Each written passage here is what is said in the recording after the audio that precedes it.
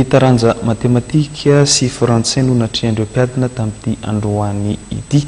Samy nanana ny filazana mahakasika ireo taranja ireo indrindra ary ireo mpiadina izay sendra ny mpanao gazetitsika teto amin'ny Matv tamin'ity androany ity. Androany no andro faharoa anatrehandreo mpiadina manala ny fanadinana BBC. Ny matematika no nokatrohan'izy ireo ny maraina raha toka ny taranja frantsay ny hariva. Antoniny ny sarotra samy nanana ny filazandreo mpiadina. Ny géométrie kosa no tena nampikaikaika ny akamaroan'izy ireo.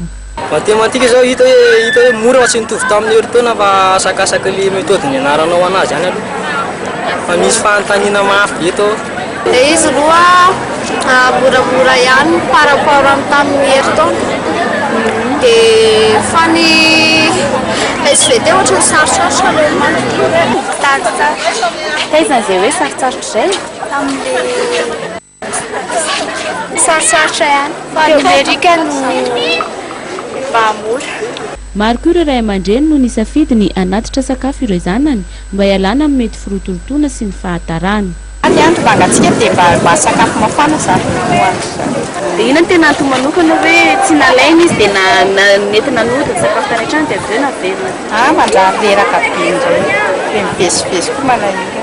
Mba manatitra sakafo mba falo mba manala BBC dia mba hanaterana aloha kaiky ihany zay tsy alefa nampotsana azy.